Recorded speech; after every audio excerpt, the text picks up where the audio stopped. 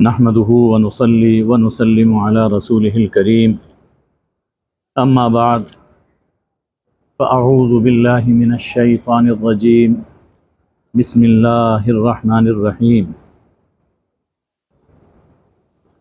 فما أوتيتم من شيء فمتاع الحياة الدنيا وما عند الله خير وأبقى للذين آمنوا وعلى ربهم يتوكلون۔ آج سورہ الشورى کی آیت نمبر 36 سے آخری آیت 52-53 تک کے مضامین عرض کیے جا رہے ہیں۔ دیکھیے، قرآن مجید اللہ نے نازل فرمایا اپنی شان بتانے اور سمجھانے کے لیے۔ سورہ الطلاق کے بالکل آخر میں اللہ نے یہ بات سمجھائی کہ ہم نے یہ قرآن اس لیے نازل کیا لِتَعْلَمُوا أَنَّ اللَّهَ عَلَى كُلِّ شَيْءٍ قَدِيرٌ، تاکہ تم جان لو کہ اللہ ہر چیز پر قادر ہے۔ وَأَنَّ اللَّهَ قَدْ أَحَاطَ بِكُلِّ شَيْءٍ عِلْمًا، اور ہر چیز اللہ کے دائرہ علم میں ہے۔ بس اللہ کیا ہے، اس کی قدرتیں کیا ہیں، اس کی شانیں کیا ہیں، یہ بات سمجھانے کے لیے اللہ نے تمام پیغمبروں کو بھیجا اور آسمان سے کتابیں نازل فرمائیں۔ سورہ الشورى میں اللہ تعالیٰ نے اپنی شان مالکیت اور شان ولایت بیان فرمائی ہے۔ اس کائنات کی ایک ایک چیز کا مالک میں ہوں، اور کارساز بھی میں ہوں، صاحب اختیار، صاحب اقتدار اس کائنات میں میری ذات ہے۔ پھر اللہ نے اس سورہ میں حکم دیا ان اقیموا الدین ولا تتفرقوا فیہ، دین قائم کرو اور فرقوں میں مت بٹو، فرقہ سازی نہ کرو۔ اس کے ساتھ اللہ جل شانہ نے یہ فرمایا کہ دین قائم کرتے ہوئے خود اپنی ذات پر اور اپنے اپنے دائرہ اختیار میں، اگر تمہیں رزق کے حوالے سے کوئی دھڑکا لگے، اندیشہ محسوس ہو تو مت ڈرو، اس لیے کہ رازق میں ہوں، لطیف میں ہوں۔ اگر تم میرے بن کر رہو گے اور میرے دین کو نافذ کرو گے تو یقیناً میں رزق عطا فرماؤں گا۔ پھر اللہ تعالیٰ نے حضور اکرم صلی اللہ علیہ وآلہ وسلم اور آپ کے اہل بیت سے مودت کا حکم دیا کہ حضور صلی اللہ علیہ وسلم سے مودت رکھو اور آپ کے اہل بیت سے مودت رکھو۔ اس کا فائدہ یہ ہے کہ جب محبت دل میں پیدا ہوگی حضور علیہ السلام کی اور آپ کی آل کی، یقیناً وہ سیدھے راستے پر ہیں اور پاکیزہ لوگ ہیں جن کی تطہیر اللہ نے خود قرآن میں بیان فرمائی۔ تو جب تمہارے دل میں ان کی محبت پیدا ہوگی تو تم بھی انہی کی راہ پہ چلو گے اور انہی جیسی پاکیزہ زندگیاں اپناؤ گے۔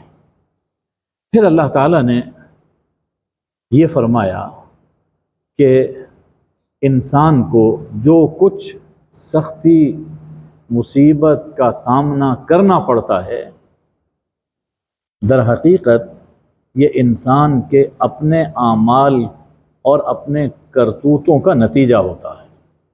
تو سب سے پہلے انسان کو اپنے اندر جھانکنا چاہیے، اپنے اعمال کا جائزہ لینا چاہیے کہ مجھ سے کیا غلطی ہو چکی ہے۔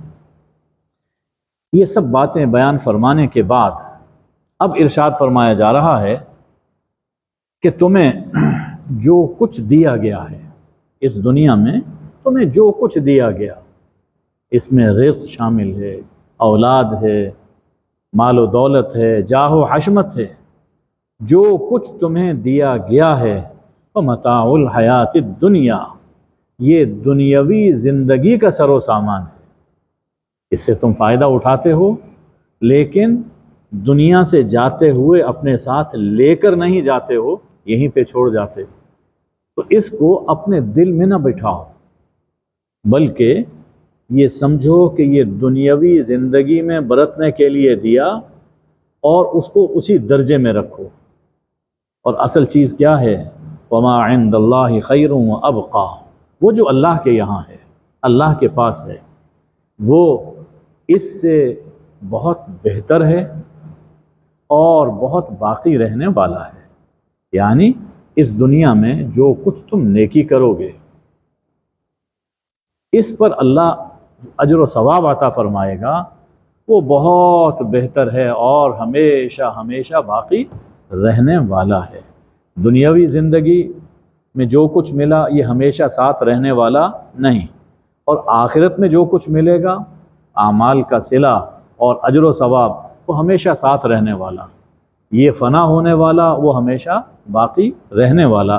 تو اس لیے دنیاوی ساز و سامان اپنی ضرورت کے مطابق جو اللہ کی طرف سے ملتا ہے اس پر شکر کرو، کم ملا ہے اس پہ صبر کرو، لیکن پوری توجہ اس پر ہونی چاہیے کہ ہم کیسے اعمال کر رہے ہیں۔ ایسے اعمال زیادہ سے زیادہ کرنے چاہیے جن کا ہمیں آخرت میں ثواب ملے۔ اصل کمائی یہ ہے، اس میں اللہ کی طرف سے وہ اعمال بھی ہیں جو اللہ نے ہم پہ فرض کیے، اور وہ چیزیں بھی ہیں جو اللہ کے رسول صلی اللہ علیہ وآلہ وسلم نے ہمیں کر کے دکھائیں، جسے ہم سنن کہتے ہیں۔ تو فرائض کی پابندی اور سنن کی پابندی، مستحبات جہاں تک ہو سکے، تو اس پر جو اجر و ثواب ملے گا ارشاد ہے کہ یہ ہمیشہ باقی رہنے والا۔ اچھا، اب یہ کن کن لوگوں کو ملے گا؟ اس کے لیے اللہ تعالیٰ نے 8 اوصاف بیان فرمائے۔ 8 اوصاف، جن لوگوں میں یہ 8 اوصاف ہوں گے انہیں اللہ تعالیٰ آخرت کا دائمی رزق عطا فرمائے گا۔ اور یہ ذہن میں رہے یہ اوصاف سنتے ہوئے کہ جنت کے دروازے بھی 8 ہیں، تو گویا یہ 8 اوصاف اگر کوئی شخص اپنے اندر پیدا کر لیتا ہے، جنت کے جس دروازے سے چاہے وہ داخل ہو جائے۔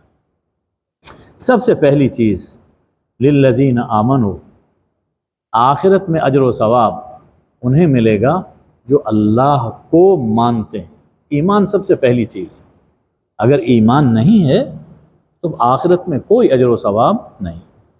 دنیا کا معاملہ ایسا ہے کہ اللہ انہیں بھی دنیا دیتا ہے جو اسے مانتے ہیں، اور انہیں بھی دیتا ہے بلکہ کچھ بڑھ کے دے دیتا ہے جو اسے نہیں مانتے۔ لیکن آخرت کا معاملہ یہ ہے کہ آخرت میں اللہ اپنی نعمتیں، اپنی راحتیں یعنی جنت صرف انہیں عطا فرمائے گا جو اسے مانتے ہیں۔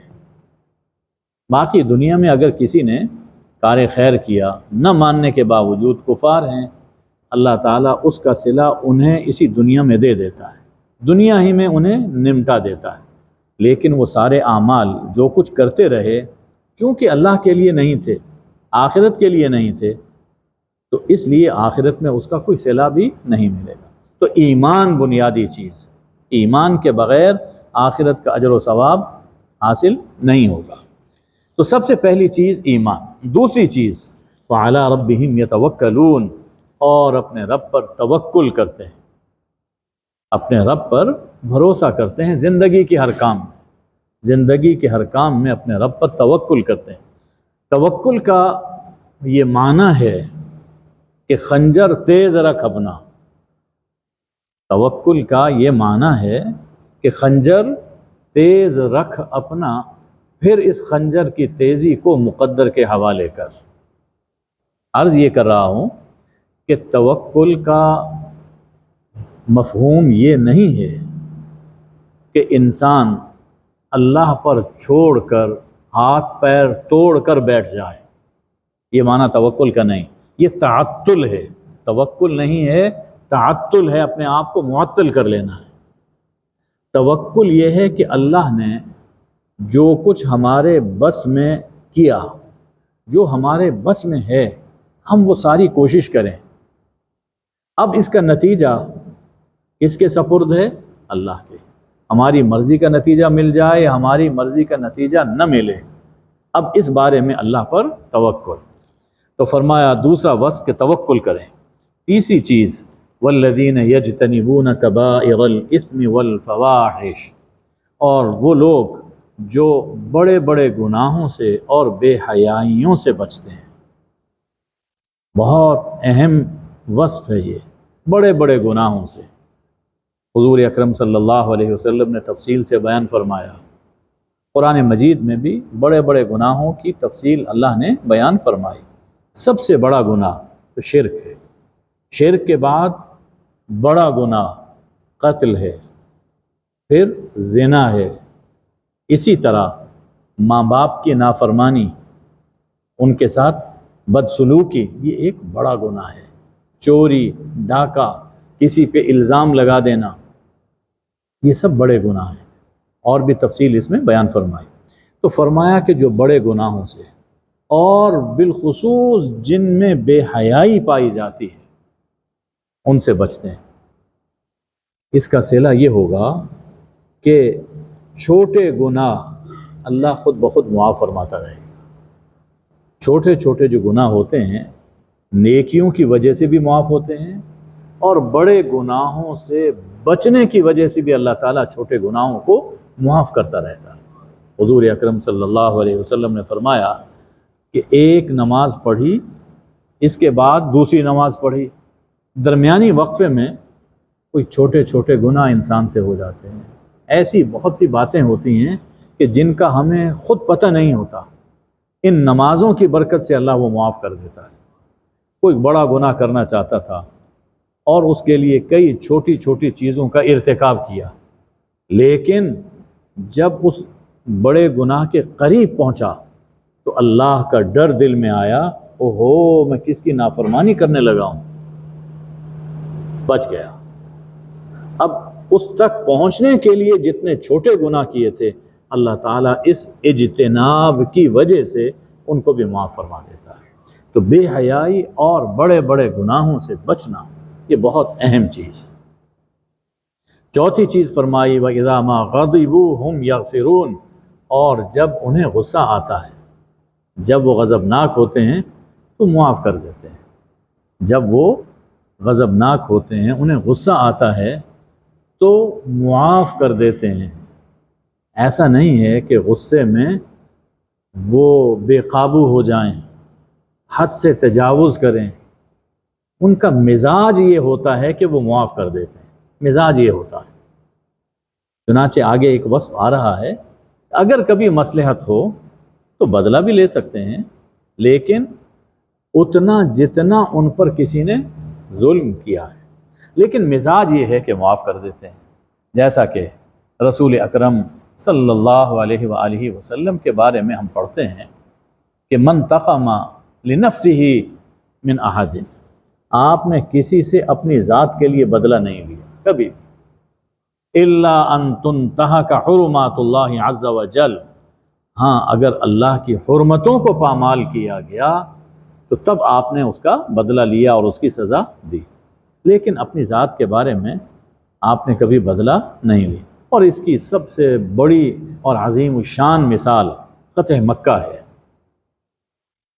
کہ جہاں وہ لوگ جنہوں نے آپ کو قتل کرنے کی سازش کی، آپ کو جلا وطن ہونے پر مجبور کیا، آج جب وہ سامنے کھڑے تھے اور آپ ایک حکم فرمانے کی دیر تھی، ان سب کی گردنیں ان کے جسموں سے جدا ہو جاتی، لیکن آپ کیا فرماتے ہیں کہ لا تثریب علیکم اليوم یغفر اللہ لکم، جاؤ کوئی الزام نہیں ہے، اللہ تمہیں معاف کر دے۔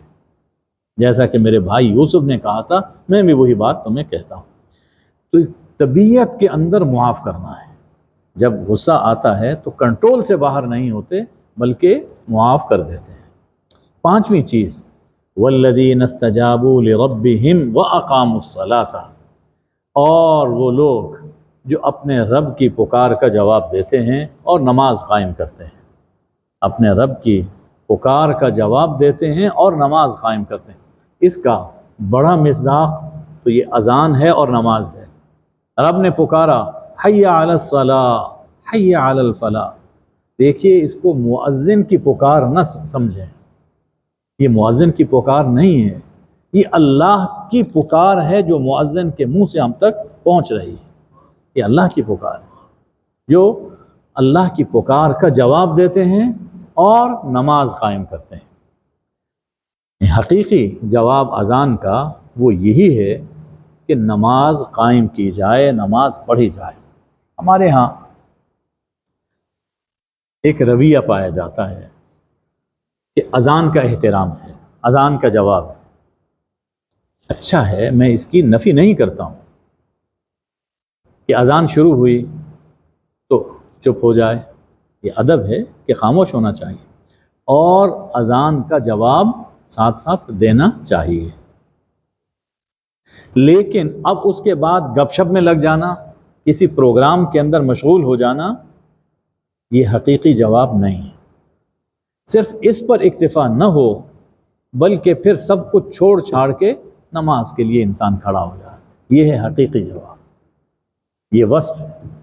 اسی طرح یہ بھی ہوتا ہے کہ اذان شروع ہوئی تو لیڈیز نے دوپٹے اپنے چہروں پر، اپنے سروں پہ ڈال لیے، سر ڈھانپ لیا. اچھا ہے، اچھا ہے، اس کو میں ڈسکریج نہیں کرتا ہوں، لیکن اس پر اکتفا کر لینا یہ نہیں، یہ مناسب نہیں ہے. اب اس کے بعد کیا چاہیے کہ جب اتنا احترام کیا ہے اب اٹھ جائیں اور اٹھ کر نماز بھی پڑھیں. یہ حقیقی جواب ہے اذان. اذان کا حقیقی جواب وہ یہ ہے کہ جس کام کے لیے اذان دی گئی ہے وہ کام پورا کیا جائے. اور اس میں یہ بھی شامل ہے کہ اللہ کی طرف سے جو جو احکام دیے گئے ہیں ان سب کو پورا کرنا، یہ بھی اس اللہ کی پکار کے جواب میں شامل ہے. تو یہ 5 وصف. چھٹا وصف یہ ہے وَأَمْرُهُمْ شُورَى بَيْنَهُمْ، اور ان کے معاملات باہم شورا سے طے ہوتے ہیں.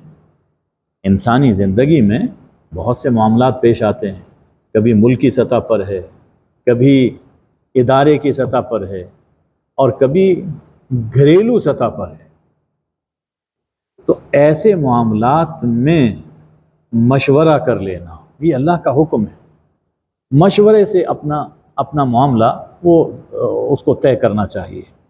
ہاں، ہر کام یعنی اہم معاملات کی بات فرمائی جا رہی ہے، باقی چھوٹے موٹے کام جو روٹین میں ہوتے ہیں وہ یہاں مراد نہیں ہے.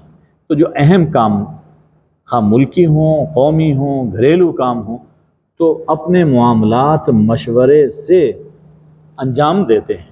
اس میں اس کی حکمت پہ غور کیجیے کہ اگر مشورہ ہو اور کام کا فیصلہ مشورے سے ہو، آپس میں رنجشیں نہیں ہوں گی، جھگڑا نہیں ہوگا. اور اگر ایک شخص صرف اپنی رائے نافذ کر رہا ہے، مشورہ کسی سے نہیں ہے، تو اس میں 2 چیزیں ہیں. ایک کہ ہو سکتا ہے کہ اس کی رائے غلط ہو، اور دوسرا یہ ہے کہ اگر رائے ٹھیک بھی ہے تاہم دوسرے لوگوں کے دل میں یہ بات آ سکتی ہے کہ ہمیں پوچھا تک نہیں، ہم تو بالکل ہمیں نظر انداز کر دیا گیا، ہم کسی شمار میں ہی نہیں ہیں. تو اس طرح آپس میں دل کے اندر ایک خفگی پیدا ہو سکتی ہے. اس کا بہترین حل یہ ہے کہ گھر میں بھی اور ادارے میں بھی انسان مشورہ کر لے، جس سے دل آپس میں جڑ جاتے ہیں اور اگر کوئی غلطی ہو تو اس کی اصلاح ہو جاتی ہے.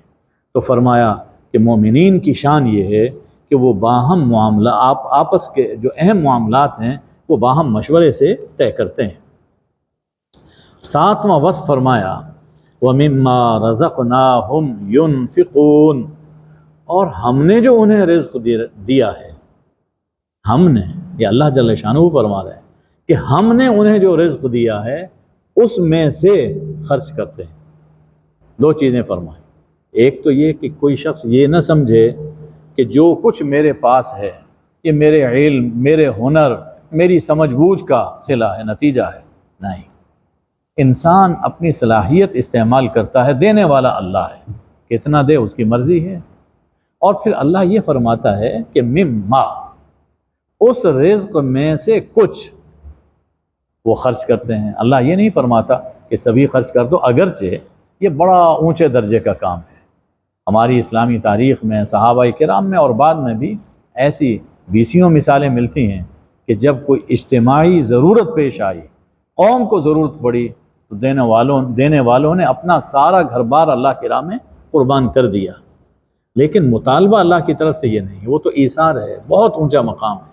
لیکن کچھ خرچ کرتے ہیں تو یہ نہ سمجھیں کہ ہم جو خرچ کر رہے ہیں یہ ہم کو احسان کر رہے ہیں، اس کا دیا ہوا ہے، اس میں سے کچھ ہم اسی کی راہ میں دے رہے ہیں۔ تو انفاق فی سبیل اللہ یہ بھی اہم وصف ہے آخرت کی کامیابی کے لیے۔ 8واں وصف بیان فرمایا، والذین اذا اصابہم البغی ہم ینتصرون، جب ان پر زیادتی کی جاتی ہے تو بدلہ لے لیتے ہیں یا مقابلہ کرتے ہیں۔ جب زیادتی کی جاتی ہے، ایک تو یہ ہے کہ کسی، جو پہلا وصف تھا کہ کسی نے غصہ دلایا، ناشائستہ کام کیا، اس پہ غصہ آ گیا تو معاف کر دیتے ہیں۔ ایک یہ ہے کہ کسی نے زیادتی کی، اور اب مصلحت یہ ہے کہ اگر اس کی زیادتی کی سزا اس کو نہ دی جائے تو اور بڑھتا چلا جائے گا اور چڑھائی کرے گا۔ تو اگر مصلحت یہ ہے کہ اس سے بدلہ لیا جائے، اس کا مقابلہ کیا جائے، اس کو سزا دی جائے، تو وہ سزا دے دیتے ہیں۔ یہ ان کے لیے روا ہے، یعنی سچویشن کو دیکھا جائے گا کہ یہاں معاف کرنا بہتر ہے یا بدلہ لے لینا بہتر ہے۔ اگر کوئی بدلہ لیتا ہے تو یہ بھی ایمانی اوصاف کے خلاف نہیں ہے۔ وَجَزَاءُ سَيِّئَةٍ سَيِّئَةٌ مِثْلُهَا، برائی کی جزا، برائی کی سزا اسی جیسی برائی ہے۔ یعنی یہاں ہم شکل ہونے کی وجہ سے اس کو برائی کہا گیا، ورنہ سزا یا جزا کو وہ بری نہیں ہوتی۔ جیسے قرآن مجید میں یہ فرمایا گیا کہ دانت کے بدلے دانت ہے، کسی نے دانت توڑا، اس کی سزا یہ ہے کہ دانت توڑ دیا جائے۔ کان کے بدلے کان ہے، آنکھ کے بدلے آنکھ ہے۔ اب جس نے جرم کیا ہے اصل میں گناہ تو وہ کر رہا ہے، اب اس کے بدلے میں اگر کسی کا دانت توڑا جا رہا ہے یا کان کاٹا جا رہا ہے تو یہ برائی نہیں ہے، لیکن چونکہ شکل تو اسی جیسی ہے اس لیے فرمایا گیا بطور مشاکلت اسی جیسی برائی۔ تو قصاص اگر لیا جائے یہ کوئی گناہ کی بات نہیں ہے۔ تاہم پسند یہ فرمایا گیا کہ فمن عفا، بس جو معاف کر دے، جو معاف کر دے، وہ اصلح، اور اصلاح کرے، صلح کر لے، فاجرہ علی اللہ، تو اس کا اجر اللہ کے ذمے ہے۔ اللہ اس کے بدلے میں ہو سکتا ہے کہ بڑی خیر عطا فرما دے، لیکن یہ یاد رکھو کہ انہ لا یحب الظالمین، اللہ ظالموں سے محبت نہیں فرماتا، ظالموں کو اللہ پسند نہیں کرتا۔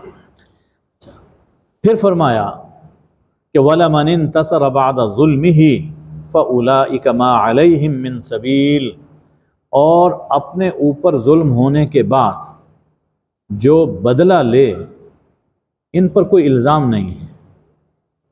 معاف کر دے بہت اچھا ہے، پسند یہی فرمایا گیا، لیکن اگر کوئی بدلہ لے لیتا ہے تو اس پر کوئی الزام نہیں ہے، وہ بدلہ لینے کا اسے حق حاصل ہے۔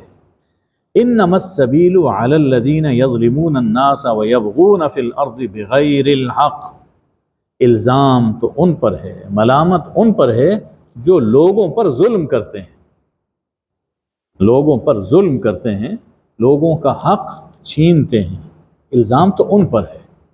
جو بدلہ لیتے ہیں ان پر کوئی الزام نہیں ہے۔ اور وہ لوگ کہ جو زمین میں، ملک میں ناحق بغاوت کرتے ہیں، سرکشی کرتے ہیں، جس سے کہ پورا معاشرہ تباہ ہوتا ہے، پورے معاشرے میں انتشار پھیل جائے، ان لوگوں پر الزام ہے۔ فرمایا کہ اولئک لہم عذاب علیم، یہی لوگ ہیں کہ جنہیں قیامت کے دن المناک عذاب دیا جائے گا۔ اور دنیا میں بھی ایسے ظالموں کی زندگی وہ بے چینی اور بے سکونی میں گزرتی ہے، اور اگر حکومت سزا دے تو ظاہر ہے کہ وہ بھی دنیا کی ایک عذاب ہے۔ فرمایا کہ وَلَمَنْ صَبَرَ وَغَفَرَ، پھر فرما دیا جو صبر کرے معاف کر دے، إِنَّ ذَلِكَ لَمِنْ عَزْمِ الْأُمُورِ، یقیناً یہ پرعزیمت کام ہے، یہ ان کاموں میں سے ہے معاف کرنا اور صبر کرنا کہ جو بڑے اونچے درجے کے کام ہیں۔ جو شخص یہ کام کرے گا، صبر کرے گا، معاف کر دے گا، تو وہ اونچے درجے کا آدمی ہے۔ بدلہ لے لینا جائز ہے، لیکن معاف کر دینا یہ بڑی ہمت کا کام، اولو العزم لوگوں کا کام ہے، یہ پرعزیمت لوگوں کا کام ہے۔ تو یعنی ان تمام چیزوں سے حاصل یہ ہوتا ہے کہ بدلہ لینے کی اجازت ہے، لیکن اللہ پسند یہ فرماتے ہیں کہ معاف کر دیا جائے، کہ اس لیے کہ اس کے نتائج وہ خود انسان کے لیے اور معاشرے کے لیے اچھے برآمد ہوتے ہیں۔ تو یہ 8 اوصاف اللہ تعالیٰ نے بیان فرمائے کہ یہ طرز زندگی اگر اپناؤ گے تو اللہ تعالیٰ تمہیں آخرت میں اس کی بہترین جزا عطا فرمائے گا اور جنت میں داخل فرمائے گا۔ یہاں لفظ جو ظلم کا استعمال فرمایا گیا، ظلم کا ایک معنی تو وہی ہے جو ہم سمجھ رہے ہیں کہ کسی پر زیادتی کر دینا، لیکن یہ 8 اوصاف جو بیان فرمائے گئے کہ یہ کامیاب طرز زندگی کے لیے ضروری ہیں، تو اس سے ہٹ کر جو اپنی زندگی بسر کرتے ہیں یہ بھی اپنے اوپر ظلم کرنا ہے۔ جیسا کہ دعا میں ہمیں بتایا گیا کہ ربنا ظلمنا انفسنا، اے اللہ ہم نے اپنے ہی اوپر ظلم کیا ہے۔ اب وہ ظلم کیا تھا؟ ایک کوتاہی تھی۔ تو ان اوصاف سے ہٹ کر زندگی بسر کرنا، یا یوں ہم کہہ سکتے ہیں کہ غیر شرعی طرز زندگی اپنانا، غیر شرعی لائف سٹائل اپنانا، یہ ظلم ہے، اور اللہ کو یہ ظالم پسند نہیں ہے۔ اس کے بعد فرمایا وَمَن يُضْلِلِ اللَّهُ فَمَا لَهُ مِن وَلِيٍّ مِّن بَعْدِهِ، اور جسے اللہ بھٹکا دے تو اس کے بعد، اللہ کے بعد اس کے لیے کوئی کارساز نہیں ہے، کوئی اس کا مددگار نہیں ہے، کوئی صاحب اختیار نہیں ہے کہ اس کو سیدھی راہ پر لے آئے۔ یہ مضمون اللہ نے قرآن پاک میں کئی جگہ پر بیان فرمایا، جسے اللہ بھٹکا دے۔ اب ذہن میں یہ خیال آتا ہے کہ جب اللہ بھٹکا دے تو پھر سیدھی راہ پہ انسان کیسے آ سکتا ہے؟ تو یہ ذہن میں رہے، قرآن پاک نے اس بات کی وضاحت دوسری جگہوں پر فرمائی ہے کہ اللہ کسی کو بلا وجہ نہیں بھٹکاتا، جبراً اللہ کسی کو گمراہ نہیں کرتا۔ یہ ہوتا ہے اللہ کے بھٹکانے کا معنی یہ ہے کہ جب کوئی شخص سنی انسنی کر دے، دکھایا جاتا ہے کہ یہ سیدھی راہ ہے، یہ بری راہ ہے، الٹی راہ ہے، اور اس راہ پہ چلو، لیکن وہ ہاتھ چھڑا کر اس راہ پہ چل رہا ہے۔ ایک مرحلہ یہ آتا ہے کہ جب ماں باپ بھی کہتے ہیں کہ میں کیا کر سکتا ہوں، میں اب مجبور ہوں، چنانچہ وہ اپنی کوشش چھوڑ دیتے ہیں۔ اللہ بھی کہتا ہے کہ اچھا، نہ تو نے میری بات سنی، نہ میرے رسول کی بات سنی، چلو پھر جس راہ پہ بھی چلتے ہو چلو۔ اب وہ جس راہ پہ چل رہا ہے، چلا اپنی مرضی سے ہے، لیکن اس کو فرمایا گیا کہ جسے اللہ بھٹکا دے اس راہ پہ چلا دے، یعنی چلا وہ اپنی مرضی سے تھا، اب اللہ نے اسے چھوڑ دیا، جس راہ پہ چلتے ہو چلتے رہو۔ یہ اللہ کا بھٹکانا ہے۔ فرمایا وَتَرَى الظَّالِمِينَ، اور تم ظالموں کو دیکھو گے۔ یہ آخرت کا منظر بیان فرمایا جا رہا ہے۔ یہ ظالم کون ہیں؟ جو غیر شرعی نظام کے پیروکار ہیں، غیر شرعی طرز زندگی اپنائے ہوئے ہیں، یہ ظالم۔ دنیا میں تو بہت ٹھاٹ باٹ رہی، عیش و عشرت رہی، لیکن دیکھو جب آخرت میں پہنچیں گے تو ان کا حال کیا ہوگا، بڑا دردناک، بڑا سنگین حال ہے۔ تم دیکھو گے ظالموں کو جب وہ عذاب دیکھیں گے تو کہیں گے حل الی مرد من سبیل، کیا واپس لوٹنے کی کوئی راہ ہے، واپس دنیا میں جانے کی کوئی راہ ہے کہ ہم اپنی اصلاح کر لیں، اور جو کچھ کرتے رہے اس سے پہلے اب ہم اس سے ہٹ کر اچھی زندگی بسر کریں، کوئی راہ ہے پلٹنے کی؟ ظاہر ہے کہ اب واپس آنے کی کوئی راہ نہیں، جو دنیا سے چلا گیا سو چلا گیا، واپس نہیں آئے گا۔ اور تم دیکھو گے انہیں قیامت کے دن، تم انہیں دیکھو گے یعرضون علیہا، کہ جہنم کے سامنے پیش کیے جائیں گے، خاشعین من الذل، حالت یہ ہوگی کہ ذلت کے مارے جھکے جا رہے ہوں گے، سر اٹھا کے نہیں چل سکتے، سر اٹھا کے چلنا عزت کی علامت ہے، اب وہاں تو ذلت ہی ذلت ہے، تو ایک ذلیل شخص، اور وہ ذلیل بھی وہ جو اللہ کی طرف سے ذلیل ہو گیا، وہ سر اٹھا کے نہیں چلے گا، یوں سر جھکا کے چل رہے ہوں گے۔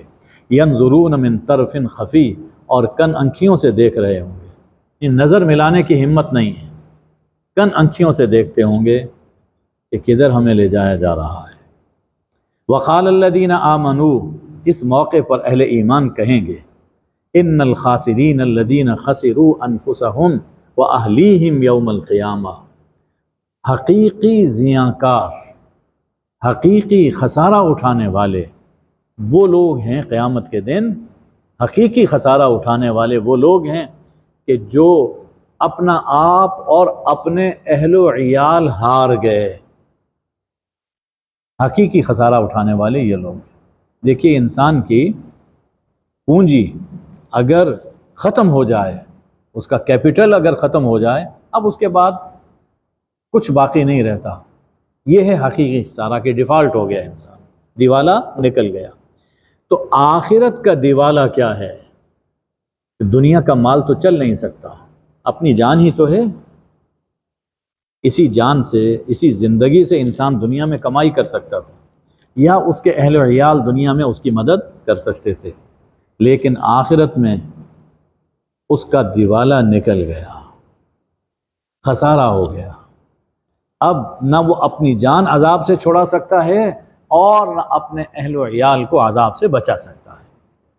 تو دنیا میں اہل ایمان جب نیک کام کرتے تھے، یہ لوگ مذاق اڑاتے تھے، تانے دیا کرتے تھے، ان کو کیا معلوم کہ دنیا میں زندگی کیسے گزاری جاتی ہے، ہاں یہ مولوی، مسیتڑ، یہ لفظ ہم پنجابی لوگ جو ہیں بڑے عجیب عجیب لفظ ہم نے گھڑے ہوئے ہیں، بس سارا دن اس کا کام یہ ہے کہ یہ کام کر لو، وہ کام کر لو، یہ نیکی ہے، یہ نیکی ہے۔ او بھائی دنیا میں یوں نہیں رہا جاتا، کچھ ہیرا پھیری کرنی پڑتی ہے، یہی کہتے ہیں نا۔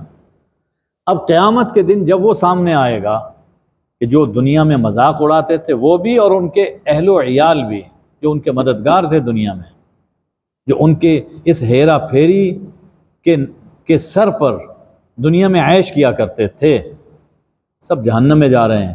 اہل ایمان کہیں گے اب یاد آیا کہ خسارہ اصل میں کس کو حاصل ہوا، دنیا میں تو ہمیں کہتے تھے تم گھاٹے میں ہو، اب پتہ چلا کہ گھاٹے میں کون ہے، تم لوگ گھاٹے میں۔ اللہ وہ منظر دکھا دے گا۔ یہ عرض کر رہا ہوں کہ اہل و عیال کی ذمہ داری ہے، اگر کسی گھر کا سربراہ حرام مال کماتا ہے تو بچوں کی، بیوی کی یہ ذمہ داری ہے کہ اسے ٹوکیں، اسے روکیں اور حلال پر اکتفا کریں، اور اگر وہ کہتے ہیں کہ ٹھیک ہے، واہ واہ بڑے مزے آ رہے ہیں، لاؤ اور لے کے آؤ اور لے کے آؤ، رشوت ہے، چوری ہے، ڈاکہ ہے، قوم کا خزانہ لوٹنا ہے اور مزے کرنے ہیں، تو پھر یہ اہل و عیال بھی اس جرم میں شریک ہیں، اور قیامت کے دن جو سربراہ کا انجام ہوگا وہی ان کا انجام ہوگا۔ سنو ان الظالمین فی عذاب مقیم، جن لوگوں نے اس ظلم میں اپنی زندگی بسر کی آخرت میں دائمی عذاب میں ہوں گے۔ وما کان لہم من اولیاء، اور انہیں کوئی مددگار نہیں ملیں گے، کوئی انہیں کارساز نہیں ملیں گے، ینصرونہم من دون اللہ، جو اللہ کے علاوہ ان کی مدد کر سکیں۔ اس مضمون کیا بیان ہو رہا ہے سورہ شورى میں؟ کہ ولی صرف اللہ ہے، مددگار کارساز صرف اللہ ہے۔ تو فرمایا کہ اللہ کے سوا یہ جس کو اپنا مددگار سمجھ کر بلائیں گے تو کوئی مدد نہیں کر سکتا، مددگار صرف اللہ ہے۔ وَمَن يُضْلِلِ اللَّهُ فَمَا لَهُ مِن سَبِيلٍ، اور جسے اللہ بھٹکا دے تو اسے کوئی راہ نہیں ملتی، راہ تو اسے ملتی ہے جسے اللہ راہ دکھائے اور اس راہ پر چل پڑے۔ اسْتَجِيبُوا لِرَبِّكُمْ مِن قَبْلِ أَن يَأْتِيَ يَوْمٌ لَا مَرَدَّ لَهُ مِنَ اللَّهِ، مان لو اپنے رب کی بات۔ اللہ اکبر، انداز پہ غور کیجیے، مان لو اپنے رب کی بات اس دن کے آنے سے پہلے پہلے، جس دن کو اللہ سے کوئی ٹال نہیں سکے گا۔ وہ دن جب آئے گا تو کوئی اس دن کو روک نہیں سکے گا، کوئی مہلت نہیں دلوا سکے گا، کوئی اس دن میں اللہ سے چھڑا نہیں سکے گا۔ اس دن کے آنے سے پہلے پہلے اپنے رب کی بات مان لو۔ یہاں اللہ نے لفظ استعمال فرمایا رب۔ ذرا دیکھو تو صحیح، نافرمانی کس کی کرتے ہو؟ جو تمہیں پالتا ہے، رزق دیتا ہے، اس کی تم نافرمانی کرتے ہو۔ یعنی ماں باپ پالتے ہیں، اللہ ان کے ذریعے سے پلواتا ہے، وہاں بھی یہی لفظ استعمال فرمایا، کما ربیانی صغیرا، رب ارحمہما کما ربیانی صغیرا، جیسے انہوں نے مجھے پالا، اے میرے پالنے والے، جیسے انہوں نے میری تربیت کی، مجھے پالا، ان پہ رحمت فرما۔ تو اللہ یہاں فرماتا ہے کہ جو احسان کرنے والا ہو اس کی نافرمانی کرنا بہت بری بات ہے۔ تو استجیبوا لربکم، اپنے رب کی بات مان لو، وہ تمہارا بڑا محسن ہے، اس کی بات مانو، اس سے پہلے کہ وہ دن آ جائے جسے اللہ سے کوئی ٹال نہیں سکتا، اور نہ تو وہ دن کوئی ہٹا سکے گا۔ ما لکم من ملجأ یومئذ، اور اس دن تمہیں اللہ سے کوئی پناہ بھی نہیں ملے گی۔ اللہ یعنی کوئی جائے پناہ جہاں تم جا کر پناہ حاصل کر سکو اور عذاب سے بچ سکو، تمہیں کوئی جائے پناہ نہیں ملے گی۔ وما لکم من نکیر، اور نہ ہی کوئی ایسا موقع ملے گا کہ تم پہچانے نہ جاؤ۔ اس دنیا میں انسان جرم کرتا ہے، کیموفلیج کرتا ہے، اپنی شکل، وہ روپ اپنا بدل لیتا ہے، روپ بدل، پہچانا نہ جائے۔ آپ دیکھتے ہیں کتنے مجرم خبر پڑھتے ہیں بھاگ گیا، کیسے بال بڑھا لیے، سر کے بال کٹوا دیے، اور مختلف شکلیں۔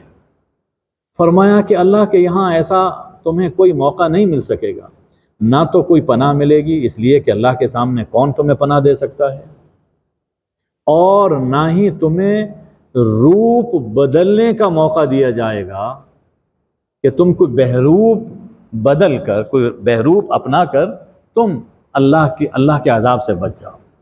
یعنی وہاں تو معاملہ بالکل سیدھا ہے، صحیح کام کرتے رہے، سیدھی زندگی بسر کی تو سیدھے جنت میں جاؤ، اور اگر الٹی زندگی بسر کی تو سیدھے جہنم میں چلے جاؤ۔ فَإِنْ أَعْرَضُوا، اب یہ دیکھیے کتنی باتیں اللہ تعالیٰ نے سمجھائیں، اتنی باتیں سمجھانے کے بعد اگر کوئی بات نہ مانے، نہ سنے، تو دل پر کتنا اثر ہوتا ہے۔ اور یہ سمجھانا اپنے فائدے کے لیے نہیں، ان کے فائدے کے لیے جن کو کہا جا رہا ہے۔ اب حضور صلی اللہ علیہ وآلہ وسلم کو اللہ جل شانہ تسلی دے رہا ہے۔ فَإِنْ أَعْرَضُوا، پھر اگر یہ لوگ اعراض کریں، گریز کریں، آپ کی بات نہ مانیں، نہ سنیں، فَمَا أَرْسَلْنَاكَ عَلَيْهِمْ حَفِيظًا، ہم نے آپ کو ان پر نگران بنا کر نہیں بھیجا کہ ایک ایک بندے کا خیال رکھو کہ وہ میری بات پہ عمل کر رہا ہے یا نہیں، اس نے میری بات مانی ہے یا نہیں۔ ہم نے آپ کو نگران بنا کر نہیں۔ ان علیک الا البلاغ، آپ کے ذمے بس پہنچانا ہے، آپ کے ذمے پہنچانا ہے، سمجھانا ہے، پورے سوچ سے، پورے درد سے، پوری تڑپ سے پہنچا دیا۔ اب اس بات کا منوانا آپ کے ذمے نہیں ہے۔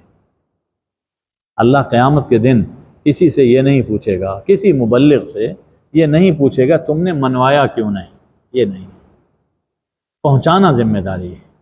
دین کی دعوت میں، دین کی تبلیغ میں پہنچانا، تبلیغ کا معنی ہی پہنچانا ہے، پہنچانا ذمہ داری، منوانا ذمہ داری نہیں۔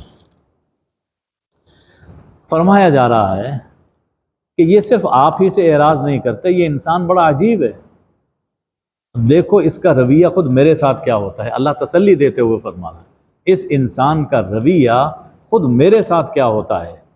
وَإِنَّا إِذَا أَذَقْنَا الْإِنسَانَ مِنَّا رَحْمَةً فَرِحَ بِهَا، جب انسان کو ہم اپنی رحمت کا مزہ چکھاتے ہیں، اس پہ کرم کرتے ہیں، رزق دیتے ہیں، اولاد دیتے ہیں، کاروبار دیتے ہیں، دنیا کی نعمتوں سے نوازتے ہیں، فرح بہا، تو اس پہ اترانے لگتا ہے، کون ہے ہمارے جیسے، ہم سا ہو تو سامنے آئے۔ دل کے اندر کیا کیا خیالات انسان کے پیدا ہوتے، پھر وہ کسی کو انسان نہیں سمجھتا۔ تو فرمایا کہ وہ اترانے لگتا ہے، حتیٰ کہ جو دینے والا ہے اس کا دروازہ بھول جاتا ہے، قریب سے گزر جائے گا، نماز پڑھنے کے لیے مسجد میں نہیں آئے گا، حالانکہ دینے والا اللہ ہے۔ گاڑی نہیں روکے گی، کیوں؟ اس لیے کہ میرے پاس ابھی وقت نہیں ہے، فرصت نہیں۔ او بھائی کہاں جاؤ گے؟ اگر اللہ کی پکار کا جواب دینے کے لیے فرصت نہیں ہے تو پھر کس چیز کے لیے فرصت؟ تو فرمایا کہ انسان کو جب ہم اپنی رحمت کا مزہ چکھاتے ہیں تو وہ اتراتا ہے۔ وَإِن تُصِبْهُمْ سَيِّئَةٌ بِمَا قَدَّمَتْ أَيْدِيهِمْ فَإِنَّ الْإِنسَانَ كَفُورٌ، اور اگر اسے کوئی تکلیف پہنچتی ہے، اسے کوئی برائی آ لیتی ہے، اور یہ بھی اس کے کرتوتوں کی وجہ سے ہوتا ہے، جیسا کہ پہلے گزر چکا، وَمَا أَصَابَكُم مِّن مُّصِيبَةٍ فَبِمَا كَسَبَتْ أَيْدِيكُمْ وَيَعْفُو عَن كَثِيرٍ، جو اس کے کرتوتوں کی وجہ سے ہوتا ہے، تو یہ انسان ناشکرا ہو جاتا ہے، ناشکرا، بھول جاتا ہے کہ میرے پروردگار نے مجھے کتنا دیا تھا، وہ وقت بھول جاتا، بس پھر جزا و فضا، ناشکری، شکوے، شکایتیں وہ شروع ہو جائیں گے۔ تو اس میں یہ بات سمجھائی گئی، ایک تو حضور صلی اللہ علیہ وسلم کو تسلی ہے کہ انسان میرے ساتھ بھی یہ کچھ کرتا ہے، دوسرا ہمیں یہ بات سمجھائی گئی کہ جب اللہ نعمتوں سے نوازے تو اترانا نہیں ہے بلکہ شکر بجا لانا ہے، اور اگر اللہ تعالیٰ کسی وجہ سے نعمت واپس لے لے تو اس پر رونا، پیٹنا اور شکوے نہیں کرنا بلکہ صبر کرنا۔ حضور اکرم صلی اللہ علیہ وآلہ وسلم نے ایک موقع پہ فرمایا، عجبا لامر المؤمن، مومن کا معاملہ بھی عجیب ہے، مومن کا معاملہ بھی عجیب ہے، اسے خوشحالی نصیب ہوتی ہے تو شکر کرتا ہے، یہ حالت بھی اس کے لیے بہتر، اور اگر کبھی تنگی ترشی آتی ہے اس پہ صبر کرتا ہے، یہ حال بھی اس کے لیے بہتر ہے۔ یعنی اللہ تعالیٰ شکر، انسان کو دنیا کی نعمت ملی، انسان نے شکر کیا، اس شکر پر اللہ مزید جزا عطا فرماتا ہے، مزید نعمتیں دیتا ہے، اور اگر صبر کیا، دنیا میں کوئی نعمت مل جائے نہ ملے، آخرت میں اس کی جزا بہت بڑی ملتی ہے۔ یعنی ایک حدیث میں آتا ہے کہ آخرت میں جب انسان کے سامنے نعمتیں آئیں گی، درجات بلند ہوں گے، تو خود حیران ہوگا، یا اللہ یہ میرے کن کاموں کا صلہ مجھے دیا جا رہا ہے؟ اللہ تعالیٰ فرمائے گا دنیا میں تم نے مجھ سے یہ دعا نہیں کی تھی، یا اللہ کی تھی، یہ دعا نہیں کی تھی، یا اللہ کی تھی، یہ دعا نہیں کی تھی، میں نے تجھے دنیا میں نہیں دیا، آج آخرت میں دے رہا ہوں۔ جنت میں دے رہا ہوں۔ تو کوئی دعا انسان کی مردود نہیں ہوتی، ہر دعا قبول ہوتی ہے۔ کچھ ایسی ہیں جو دنیا میں قبول ہو جاتی ہیں اور کچھ ایسی ہیں جو آخرت میں قبول ہوتی ہیں۔ اسی طرح جب انسان صبر کرتا ہے، اب قرآن پاک نے یہ فرمایا انما یوفی الصابرون اجرہم بغیر حساب، صبر کرنے والوں کو اللہ بے حساب اجر عطا فرماتا ہے۔ تو جنت کے کتنے درجے ہیں، کتنی نعمتیں ہیں جو صبر کی وجہ سے انسان کو اللہ تعالیٰ عطا فرمائے گا۔ تو ہر حال میں انسان کا تعلق وہ بس اللہ سے لگا رہنا چاہیے۔ اب وہی مضمون جو شروع سے بیان فرمایا جا رہا ہے کہ اللہ مالک ہے، اللہ مالک ہے، مالک حقیقی صرف اللہ۔ پھر اس مضمون کا اعادہ ہے کہ للہ ملک السماوات والارض، آسمانوں اور زمین کا ملک صرف اللہ کا، یعنی اس پوری کائنات کا مالک صرف اللہ ہے۔ یخلق ما یشاء، جو چاہے پیدا فرماتا ہے۔ انسان اولاد کے حوالے سے کبھی پریشان ہوتا ہے، اولاد نہیں ہوئی تو اپنی مرضی کی نہیں ہوئی، دعا بیٹے کی مانگی تھی بیٹی ہوگی، بیٹی کی مانگی تھی تو بیٹا ہو، یعنی مختلف حالتیں انسان کی آتی۔ تو انسان کو اللہ یہ سمجھا رہا ہے کہ دیکھو کائنات کا مالک اللہ ہے، جو چاہے پیدا فرماتا ہے۔ یہب لمن یشاء اناثا ویہب لمن یشاء الذکور، اللہ جسے چاہتا ہے بیٹیاں عطا فرماتا ہے، ہبہ کرتا ہے، اور جسے چاہتا ہے بیٹے گفٹ کر دیتا ہے۔ جسے چاہے بیٹیاں دے، جسے چاہے بیٹے دے۔ اچھا، یہاں آگے بڑھنے سے پہلے اس پر یہ نوٹ کیجئے کہ اللہ نے بیٹوں اور بیٹیوں دونوں کے لیے لفظ ہبہ استعمال فرمایا، ہبہ گفٹ۔ ہمارے ہاں ایک تفریق کی جاتی ہے کہ بیٹا نعمت ہے اور بیٹی رحمت ہے، یعنی اس میں ایک عاجزی کا اور بے کسی بے چارگی کا ایک پہلو ظاہر کیا جاتا ہے۔ ایسا نہیں ہے، اللہ نے لفظ ایک ہی استعمال فرمایا، بیٹا ہو یا بیٹی ہو، دونوں اللہ کا ہبہ ہیں، اللہ کا گفٹ ہیں، دونوں اللہ کی نعمتیں ہیں، دونوں اللہ کی رحمتیں ہیں۔ بلکہ اللہ نے بیٹیوں کا ذکر پہلے فرمایا، یہب لمن یشاء اناثا ویہب لمن یشاء الذکور، بیٹیوں کا ذکر پہلے فرمایا۔ بعض مفسرین نے اس سے استدلال کیا کہ جس خاتون کے ہاں بیٹی پہلے پیدا ہو وہ بڑی خوش قسمت ہے، اللہ نے اسے بیٹی کا گفٹ پہلے عطا فرمایا۔ بہرکیف دو صورتیں ہیں، بیٹیاں ملی بیٹے ملے، او یزوجہم ذکرانا و اناثا، اور جوڑے جوڑے دے دے، بیٹے اور بیٹیاں، جسے چاہے جوڑے عطا فرما دے، بیٹیاں دے دے، بیٹے بھی دے اور بیٹیاں بھی دے دے۔ اور کبھی ایسا بھی ہوتا ہے کہ ایک ہی دفعہ میں بیٹا بھی ہو رہا ہے اور بیٹی بھی ہو رہی ہے، بہن بھائی دونوں اکٹھے پیدا ہو گئے۔ چوتھی صورت فرمائی کہ وَيَجْعَلُ مَن يَشَاءُ عَقِيمًا، اور جسے چاہے اللہ کچھ نہ دے، جسے چاہے اللہ کچھ نہ دے۔ تو دینے والا بھی اللہ اور نہ دینے والا بھی اللہ۔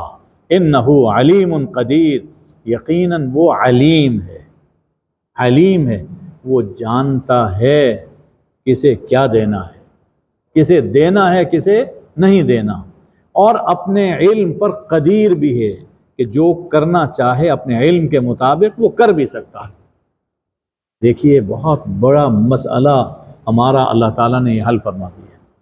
اولاد کے لیے انسان پریشان ہوتا ہے، اولاد کی دعا پیغمبروں نے بھی مانگی ہے، بیٹوں کی دعا بھی پیغمبروں نے مانگی، لیکن اللہ نے یہ طریقہ بتایا کہ یقین کیا ہونا چاہیے، ایمان کیا ہونا چاہیے، دینے والا اللہ ہے۔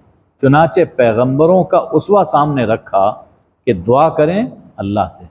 یہ ہمارے ہاں جو طریقہ ہے اور دنیا کے اور بھی کئی مقامات پر ہے کہ اولاد نہیں ہوئی تو فلاں جگہ پہ چلے جائیں، ادھر چلے جائیں، وہاں کوئی کپڑا باندھتے ہیں، کوئی دھاگے باندھتے ہیں، کوئی تالے لگاتے ہیں، تالے کھولتے ہیں، اللہ بہتر جانتا ہے کیا کیا خرافات اور واہیات کام کرتے ہیں۔ یہ سب چیزیں ایمان کے خلاف ہیں، یہ ایمان کے خلاف ہے۔ کسی سے کوئی بوٹی لینا، پتے پینا، اور اس سے بڑھ کر بے حیائی یہ ہے کہ پیروں کے پاس لے جانا اور لے جا کر خود باہر چلے آنا۔ آگے کیا ہے میں اس بات نہیں کہنا چاہتا ہوں، یعنی اس سے بڑھ کر بے غیرتی اور بے حیائی کوئی نہیں۔ حضور اکرم صلی اللہ علیہ وآلہ وسلم جب کسی خاتون سے بات کرتے تھے تو پس پردہ بات کرتے تھے۔ آپ کسی سے بیعت لے رہے ہیں تو خاتون سے ہاتھ میں ہاتھ لے کر بیعت نہیں کرتے تھے، بلکہ صرف زبانی کہہ دینا اور عہد لے لینا، اقرار لے لینا، یہ کافی ہوتا تھا۔ اب حضور صلی اللہ علیہ وسلم سے بڑا بھی کوئی نیک ہے؟ آپ سے بڑا بھی کوئی پیر ہے؟ پیروں کا پیر تو آپ ہی ہیں، مرشدوں کے مرشد آپ ہیں۔ تو جب حضور صلی اللہ علیہ وسلم تنہائی میں کسی نامحرم سے نہ ملیں تو کون پیر ہے جو تنہائی میں عورتوں کو بلائے اور دم کرے؟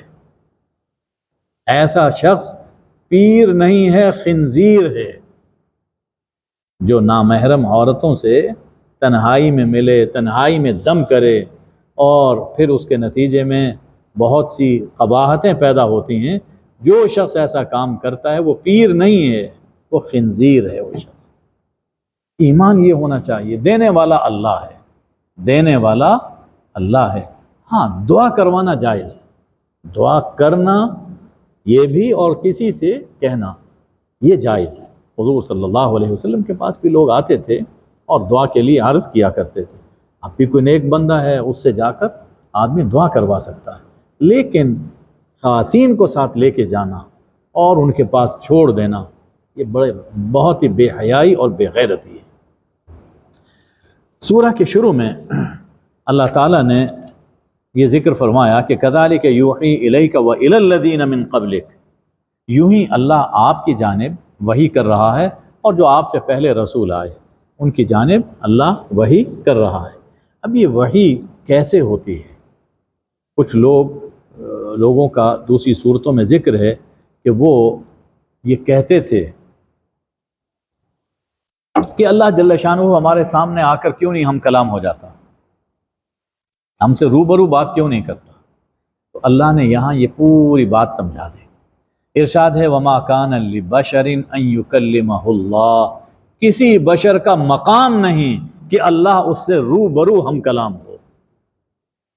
یہ کسی بشر کا مقام نہیں ہے کہ اللہ اس سے روبرو ہم کلام ہو۔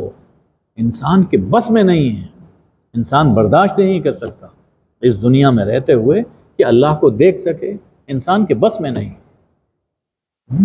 انسان تو ننگی آنکھ سے اس کی ایک چھوٹی سی مخلوق سورج کو نہیں دیکھ سکتا، تو جس نے سورج میں یہ نور رکھا اس کو انسان کیسے دیکھ سکتا ہے؟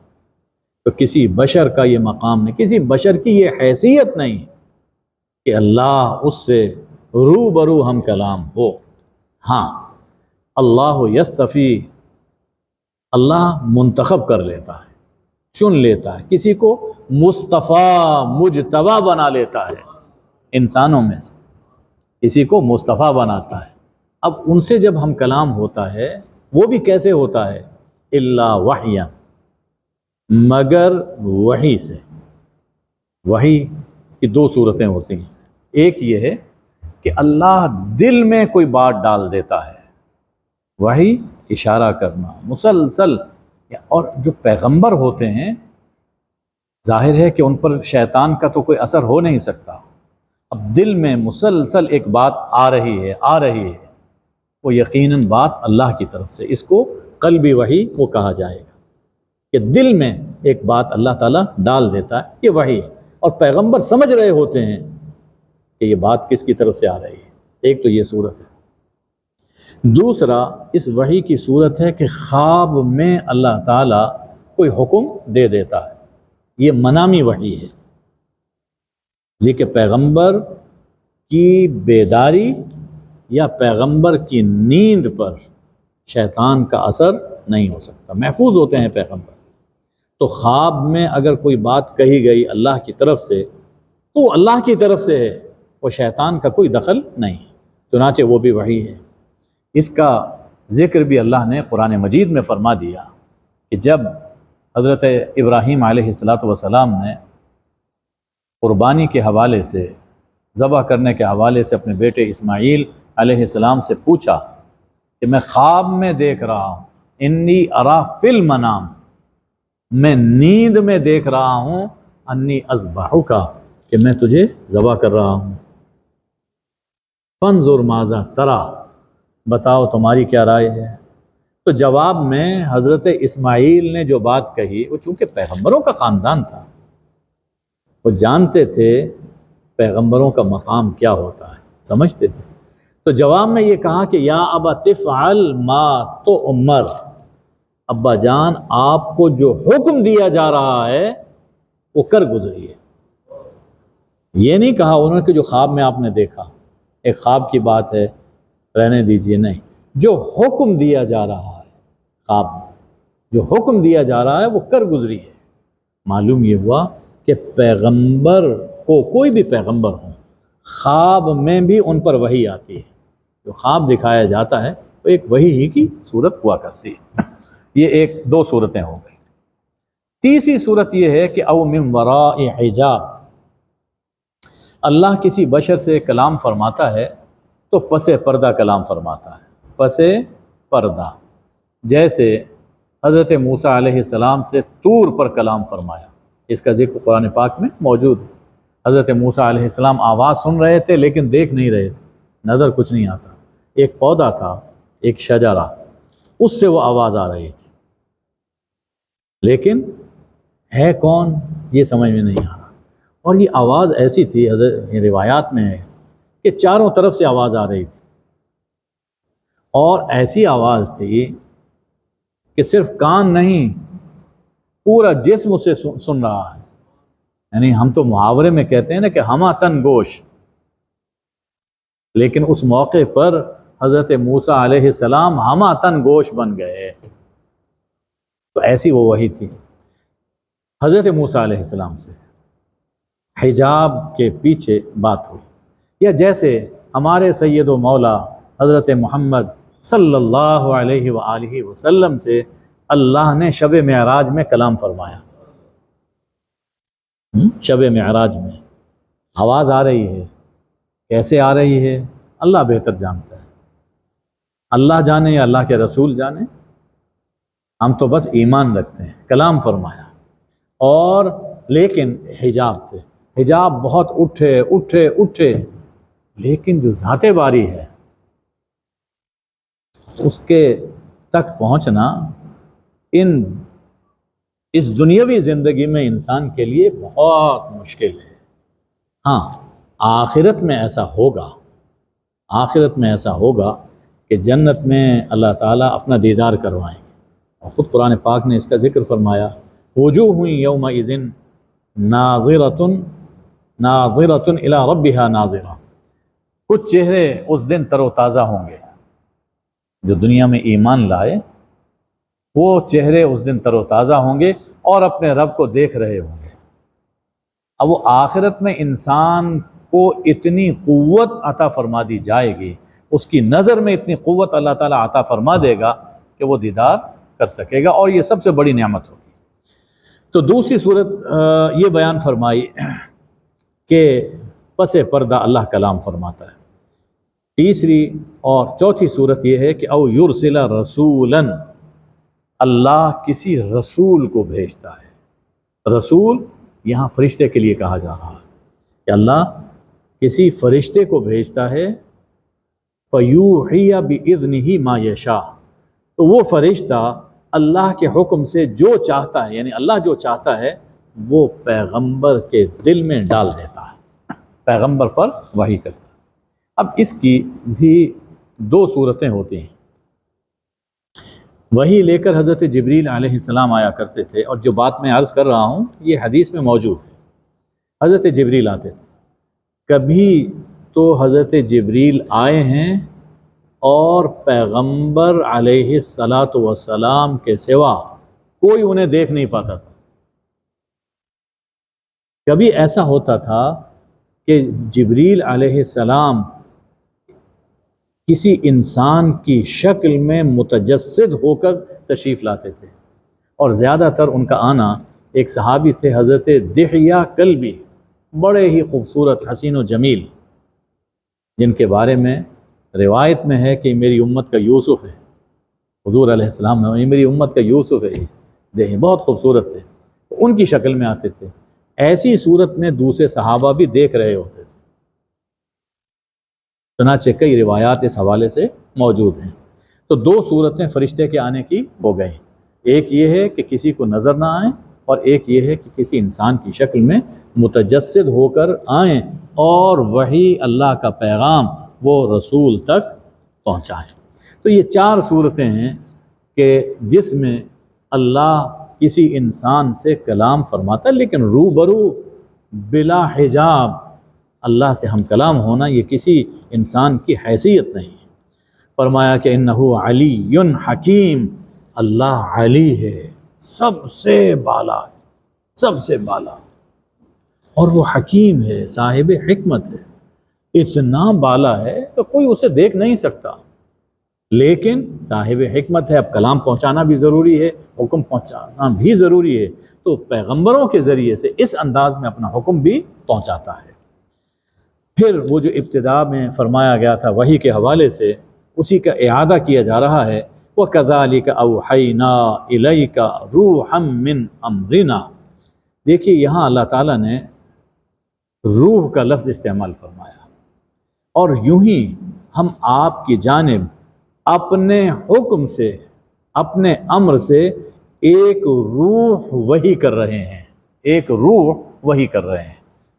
قرآن مجید کو اللہ نے روح فرمایا، قرآن مجید کو اللہ نے روح فرمایا، اس لیے کہ جیسے ہمارے جسم کی ایک روح ہے، اس سے ہماری جسمانی زندگی باقی رہتی ہے، روح نکل جائے موت آ جائے گی، اسی طرح ہماری روحانی زندگی کے لیے اللہ کی وحی، یہ قرآن ضروری ہے، اس کو اللہ نے روح سے تعبیر فرمایا۔ سورہ بنی اسرائیل میں بھی یہ بات فرمائی گئی، وَيَسْأَلُونَكَ عَنِ الرُّوحِ، آپ سے پوچھتے ہیں کہ روح کیا ہے؟ قُلْ الروح من امر ربی، روح میرے رب کا امر ہے۔ اب اس روح سے روح حیات یہ مراد ہے یا قرآن ہے؟ اکثر مفسرین کی رائے یہ ہے کہ وہاں سورہ بنی اسرائیل میں بھی روح سے مراد قرآن ہے، کہ قرآن میرے رب کا امر۔ یہاں بھی دیکھیے بالکل یہی لفظ ہے، الیک روح اوحینا الیک روحا من امرنا، وہاں بھی امر یہاں بھی امر۔ اسی طرح سورہ النحل میں اللہ جل شانہ نے فرمایا ينزل الملائکۃ بالروح من امرہ علی من یشاء من عبادہ، اللہ تعالیٰ اپنی فرشتوں کو نازل فرماتا ہے اپنی روح دے کر، اپنے امر سے اپنے بندوں میں سے جس پہ چاہتا ہے۔ تو وہاں بھی اللہ تعالیٰ نے وحی کو، قرآن کو الروح فرمایا۔ تو قرآن ہماری ایمانی اور روحانی زندگی کے لیے روح ہے۔ اگر قرآن سے وابستگی نہیں ہے، اس سے تعلق قائم نہیں ہے، تو ہماری روحانی موت واقع ہو جاتی ہے۔ فرمایا کہ ما کنت تدری ما الکتاب ولا الایمان، آپ نہیں جانتے تھے کہ کتاب کیا ہے اور نہیں جانتے تھے کہ ایمان کیا ہے۔ اس پر غور کیجیے کہ کتاب کیا ہے اور ایمان کیا ہے۔ دیکھیے جتنے بھی پیغمبر ہیں، جتنے بھی پیغمبر آئے، ان میں سے کسی پیغمبر پر کفر کا کوئی لمحہ نہیں گزرا، کسی پیغمبر پر۔ ایسا نہیں ہے کہ وحی کے نازل ہونے سے پہلے پیغمبر کسی کفر کا ارتکاب کرتے ہوں، معاذ اللہ، اور وحی آئی تو پھر وہ مسلمان ہوئے، ایسا نہیں۔ ہر پیغمبر پیدائشی ولی ضرور ہوتا ہے، پیدائشی ولی ہوتا ہے۔ ہاں جب وحی نازل ہوتی ہے تو پھر اس کی تفصیلات سامنے آتی ہیں۔ یہاں بھی یہ چیز فرمائی گئی کہ آپ نہیں جانتے تھے کہ کتاب کیا ہے اور ایمان کیا ہے، یعنی اس کی تفصیلات کیا ہیں. وَلَٰكِنْ جَعَلْنَاهُ نُورًا، تو ہم نے پھر وہی نازل کی، تو ہم نے اس روح کو یعنی قرآن کو نور بنایا، روشنی بنایا. نہدی بہ من نشاء من عبادنا، ہم اس نور کے ذریعے اپنے بندوں میں سے جس کی چاہتے ہیں ہدایت کرتے ہیں، اس کو راہ دکھا دیتے ہیں. روشنی میں راہ نظر آتی ہے. تو قرآن کو اللہ نے روشنی اور نور بنایا، اور پھر اللہ کی توفیق ہوتی ہے، اس سے انسان اسے پڑھتا ہے اور سیدھی راہ اپناتا ہے. آخر میں فرمایا کہ وَإِنَّكَ لَتَهْدِي إِلَىٰ صِرَاطٍ مُسْتَقِيمٍ، اور یقیناً آپ صراط مستقیم کی ہدایت کرتے ہیں. لوگوں کو جو راہ بتا رہے ہیں اپنے قول سے اور اپنے عمل سے، وہ صراط مستقیم ہے. اچھا، اس پر غور کیجئے. پہلے جملے میں اللہ نے فرمایا کہ نہدی، ہم ہدایت کرتے ہیں. دوسرے جملے میں فرمایا کہ لتہدی، آپ ہدایت کر رہے ہیں صراط مستقیم کی. اس سے یہ معلوم ہوا کہ حضور اکرم صلی اللہ علیہ وآلہ وسلم کی ہدایت، آپ کا ہدایت فرمانا، یہ اصل میں اللہ کا ہدایت فرمانا ہے، خواہ وہ قرآن کی صورت میں ہو یا حضور اکرم صلی اللہ علیہ وآلہ وسلم کی سنت کی صورت میں ہو. آخر میں فرمایا کہ صراط اللہ الذی لہ ما فی السماوات وما فی الارض، آپ صراط مستقیم لوگوں کو دکھا رہے ہیں اس اللہ کی صراط، اس اللہ کی راہ کہ جو مالک ہے ان سب چیزوں کا جو آسمانوں میں ہے اور ان سب کا جو زمین میں ہے. پھر وہی مضمون دوبارہ بیان فرمایا گیا کہ مالک صرف اللہ ہے، اور یہ اللہ کی راہ ہے، قرآن کی راہ، حضور کی راہ، یہ اللہ کی راہ ہے. اور یاد رکھو الا الی اللہ تصیر الامور، یاد رکھو سب امور اللہ کی طرف لوٹائے جائیں گے. آخری فیصلہ اللہ فرمائے گا. اب انسان خود طے کر سکتا ہے، اپنی زندگی کے لیے فیصلہ کر سکتا ہے کہ وہ کیسی زندگی گزارے، تاریکی میں یا روشنی میں. روشنی وہ قرآن ہے. اللہم صلی علی سیدنا و مولانا محمد النبی الامی و آلہ وبارک وسلم. اے اللہ، ہمیں قرآن پڑھنے کی، سمجھنے کی اور اس پہ اپنانے کی اور دنیا میں پھیلانے کی توفیق عطا فرما. اے اللہ، قرآن کی برکت سے ہماری سب حاجات کو پورا فرما، ہماری مشکلات کو آسان فرما، سب بیماروں کو شفا عطا فرما. اے اللہ، دنیا اور آخرت میں قرآن کے وسیلے سے ہم پر نظر رحمت فرما.